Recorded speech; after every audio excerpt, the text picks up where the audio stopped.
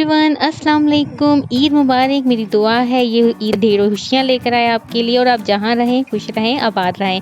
तो आज मैं बहुत बेहतरीन सी रेसिपी आपके लिए लेकर आई हूँ। आज हम बनाएंगे कस्टर्ड एंड जेली डिलाइट, वो भी बहुत ही इजी वे में।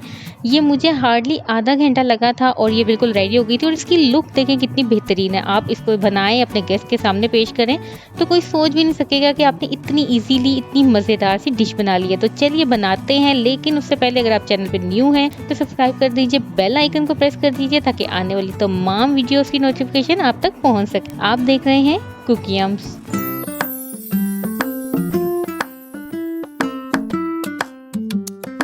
चलिए बनाते हैं मज़ेदार सी डिलाइट, जिसके लिए मैं यहाँ पे ले रही हूँ जेली का पैकेट। मैं ले रही हूँ यहाँ पे नेशनल की जेली। अगर आप कोई भी ले लें XYZ, लेकिन जो है किसी अच्छी कंपनी के परचेज कर लें।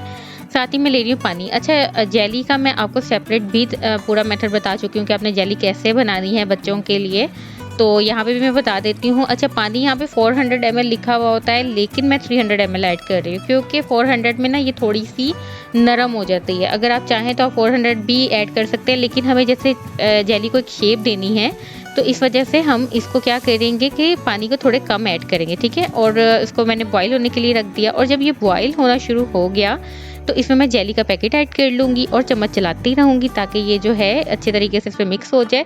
3 to 4 मिनट्स आपने जो है लो टू मीडियम फ्लेम पे पका लें और उसके बाद फ्लेम बंद कर दें और इसको निकाल लें, इसको पोर आउट कर लें। अच्छा, अगर जेली डालते हुए आपकी गुठलियाँ बन जाए तो उसका क्या सोल्यूशन है, ये मैं आपको बता चुकी हूँ जेली की रेसिपी में, जिसके आपको डिस्क्रिप्शन में भी मिल जाएगा लिंक और आई बटन में भी मिल जाएगा।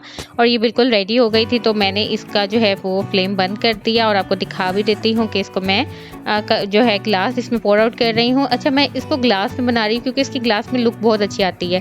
अगर इसके अलावा आप कोई भी चाहें यानी जो स्मॉल वो होते हैं, छोटे छोटे से कप्स होते हैं, उस पर भी कर सकते हैं। इसके अलावा अगर आप चाहें तो आप किसी भी बॉल में भी ऐड कर सकते हैं, लेकिन इसको शेप कैसे देनी है ये थोड़ा सा ट्रिकी सा काम है। मैं आपको बता देती हूँ कि आप ये देखें, मैंने यही जो बॉक्स है उसके साथ इसको जो है टेक दे दी है, ठीक है। और मैंने क्योंकि पानी कम डाला था तो ये काफ़ी जो है हार्ड हो चुकी है, यानी बिल्कुल पत्थर जैसी हार्ड नहीं, जो नॉर्मल हार्ड होती है ना, तो उस तरह हो चुकी है। और ये देख लीजिए, इस तरह रखना बहुत ट्रिकी सा है। मैंने 2 सेपरेट जो बॉक्सेस हैं उनके साथ इसको टेक दिलवा दी थी। अगर इसके अलावा आपके पास कोई चीज़ हो जिससे टेक लग सके तो आप वो लगा सकते हैं। और ये देखिए तकरीबन 5 मिनट्स के बाद ये बिल्कुल रेडी हो गई।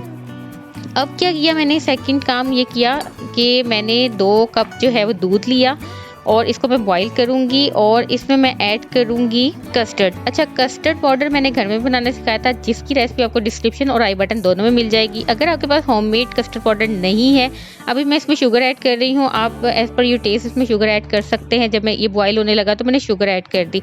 शुगर नॉर्मली ऐड करनी है, कोई आपको बारीक चीनी वगैरह की ज़रूरत नहीं है। और जब मैंने शुगर ऐड कर ली थी तो मैंने फ्लेम को लो कर दिया। अच्छा, ये जो है ना होममेड मैंने बनाया था जो कस्टर्ड पाउडर। तो अगर आपके पास होममेड कस्टर्ड पाउडर नहीं है तो आप बाज़ार का कोई भी ले लीजिए। 2 टेबलस्पून वो लेना है और इसमें मैं लेमन कलर ऐड कर रही हूँ। वो मैंने आपको सिखाया था कि किस तरीके से आपके जैसा चाहें आप कस्टर्ड घर में बना सकते हैं। और ये देखिए बिल्कुल ये रेडी हो गया है।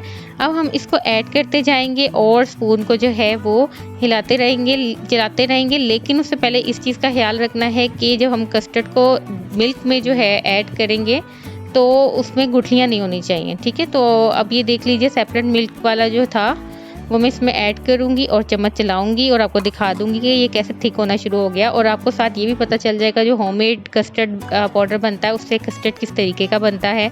बहुत अच्छा बनता है, मुझे तो उसका टेस्ट बल्कि बाज़ार की निस्बत ज़्यादा अच्छा लगा था। और ये देखिए मैंने थोड़ा थोड़ा करके इसमें ऐड कर दिया है और इसको मैं अच्छे से मिक्स कर रही हूँ। इसको मैंने तकरीबन 3 to 4 मिनट्स पकाया था और उसके बाद निकाल लेंगे, पोर आउट कर देंगे। अच्छा, फ्लेम जो है वो लो टू मीडियम ही सबसे परफेक्ट रहती है क्योंकि उसमें दूध के उबलने का चांस नहीं होता। और आप देख लेंगे 5 मिनट्स हमें जेली बनाने में लगे और 5 मिनट्स ही हमें इसके लगे। और ये देखिए जेली जो है वो बिल्कुल जम चुकी है और कप ग्लास देखिए कितने अच्छे लग रहे हैं। अब मैं इसमें जो है मैंने, अच्छा यहाँ पे एक और टिप बता दूं आपको कि कस्टर्ड का जो मिक्सचर था उसको मैंने थोड़ा सा ठंडा होने दिया था, ठीक है। और उसके बाद मैं इसमें ऐड कर रही हूँ, थोड़ा सा गिर भी गया तो अब मैंने ये देखें इसमें ऐड कर दिया और इसकी लुक देखें कितनी बेहतरीन आई है, बहुत ही टेस्टी लगता है और इसकी लुक तो बहुत ही अच्छी आती है। अच्छा, अब हम इसे बाहर ही रखेंगे ठंडा होने के लिए 5 to 10 मिनट्स के बाद। जब हम ये बिल्कुल ठंडा हो जाएगा तो फिर हम इसको फ्रिज में रखेंगे, ठीक है। फिर जब हम फ्रिज में रख लेंगे उसके बाद आपने जब सर्विंग करनी है एट दैट टाइम आप इसके ऊपर जेली ऐड कर लें, या मैंने इसके ऊपर थोड़े से चॉकलेट्स जो है वो स्प्रिंकल कर ली थी, और अगर आप चाहें तो आप इसके ऊपर रेजिन्स ऐड कर ले, बादाम ऐड कर ले, जो भी आप लाइक करते हो वो ऐड कर लें। इसकी लुक बहुत अच्छी आती है। अच्छा, कलर कम्बिनेशन का भी ख्याल रखें कि देखिए मैंने लाइट और डार्क का कम्बिनेशन किया है, उससे भी बहुत फ़र्क पड़ता है। अगर आप कस्टर्ड डार्क बना लेंगे तो इसकी वो लुक नहीं आएगी। तो कैसी लगी आपको आज की रेसिपी ज़रूर बताइए, और ईद का मौका है तो चैनल को प्लीज़ लाइक एंड सब्सक्राइब कर दीजिए। अपना बहुत ख्याल रखिए और देखते रहिए कुकिंग। अल्लाह हाफिज़।